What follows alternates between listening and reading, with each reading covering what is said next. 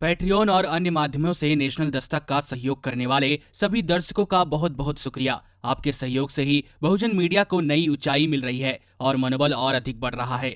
आशा है आगे भी आप हमें ऐसे ही सपोर्ट करते रहेंगे। धन्यवाद। अक्सर चुनाव आयोग पर विपक्षी दलों द्वारा निष्पक्ष नहीं होने के आरोप लगाए जाते रहे हैं। खासकर ईवीएम को लेकर विपक्षी दलों ने किस प्रकार हंगामा किया था सबको मालूम होगा। वहीं एक बार फिर चुनाव आयोग विवादों के घेरे में है। दरअसल इस बार महाराष्ट्र के चुनाव आयोग पर गंभीर आरोप लगे हैं। महाराष्ट्र चुनाव आयोग पर आरोप है कि उन्होंने अपना social media account BJP IT cell से जुड़े लोगों को सौंप दिया है। सुनने में यह बहुत छोटी सी बात लग रही होगी, लेकिन ऐसा नहीं है। छोटी बात इसलिए नहीं है क्योंकि जिस आईटी सेल को महाराष्ट्र चुनाव आयोग ने अपना सोशल मीडिया अकाउंट सौंपा है, इस आईटी सेल से जुड़े लोग सोशल मीडिया पर कथित रूप से फेक खबरों को पोस्ट करने के लिए भी जाने जाते हैं। बहुत बार बीजेपी आईटी सेल ने भी सोशल मीडिया पर बिना आधार के कोई भी खबर पोस्ट करके लोगों को गुमराह करने की कोशिश की है। वहीं बीजेपी आईटी सेल से जुड़े लोगों को महाराष्ट्र चुनाव आयोग द्वारा सोशल मीडिया अकाउंट सौंपने पर चुनाव आयोग ने महाराष्ट्र के मुख्य निर्वाचन अधिकारी से रिपोर्ट मांगी है। मामले में चुनाव आयोग की प्रवक्ता सैफाली शरण ने ट्वीट करके बताया कि मामले में पूरी डिटेल महाराष्ट्र के मुख्य चुनाव अधिकारी से मांगी गई है। उन्होंने आरटीआई कार्यकर्ता साकेत गोखले के ट्वीट का जवाब देते हुए यह बात कही। गोखले ने चुनाव आयोग पर सवाल खड़े किए थे। बीजेपी आईटी सेल के एक सदस्य द्वारा महाराष्ट्र के मुख्य निर्वाचन अधिकारी का सोशल मीडिया क्यों संभाला जा रहा था। गोखले ने दावे की वेबसाइट पर पोस्ट किए गए सोशल सेंट्रल के क्लाइंट्स की सूची भी साझा की, जिसमें कई सरकारी संस्थाएं, भाजपा और महाराष्ट्र के मुख्य निर्वाचन अधिकारी शामिल थे। गोखले के आरोपों पर कांग्रेस के प्रवक्ता सचिन सावंत ने भी इस मामले की जांच की मांग की।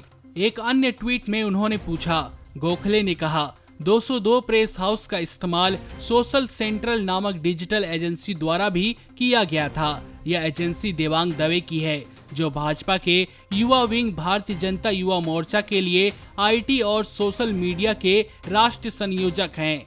वहीं इस मामले में सचिन सावंत ने भी ट्वीट किया और मामले की जांच की मांग की।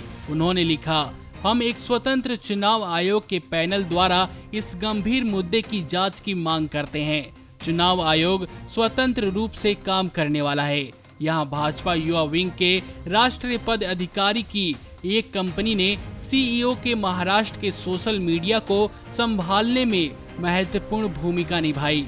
चुनाव आयोग के डेटा का क्या, फॉर्म के बैकग्राउंड की जांच क्यों नहीं की गई? गोखले ने अपने ट्वीट में कहा कि 2019 के महाराष्ट्र विधानसभा चुनावों में अपने सोशल मीडिया अकाउंट्स को संभालने के लिए चुनाव आयोग ने जिस फर्म को काम पर रखा था, वह वही फर्म थी जिसे भाजपा ने काम पर रखा था। यह फर्म भाजपा के नेता के पास भी है। आपको बता दें कि इस तरह चुनाव से जुड़े आधिकारिक अकाउंट को किसी निजी कंपनी के हाथों में सौंप देना उचित नहीं है, वो भी उसे जिसके तार बीजेपी आईटी सेल के मेंबर से जुड़े हैं। नमस्कार। नेशनल दस्तक अपनी आर्थिक जरूरतों को पूरा करने के लिए अपनी ऑडियंस पर निर्भर है।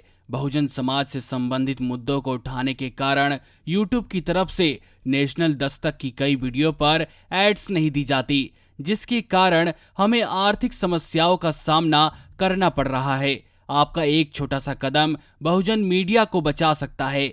आपके सहयोग और सहायता के कारण ही हमने अभी तक यह मुकाम हासिल किया है। नेशनल दस्तक को आप पैट्रियन के जरिए सपोर्ट कर सकते हैं।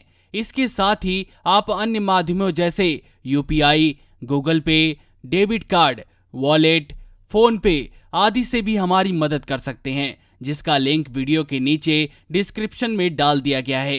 पैट्रियन पर आप हमें प्रतिमाह $2 यानी 140 रुपए प्रतिमाह से हमारे साथ जुड़ सकते हैं। दूसरे माध्यमों में राशि की कोई सीमा नहीं है। आपके सहयोग से ही बहुजन मीडिया को एक नई दिशा मिली है और इसे अभी एक नए मुकाम तक लेकर जाना बाकी है, जो आपके साथ के बिना संभव नहीं है।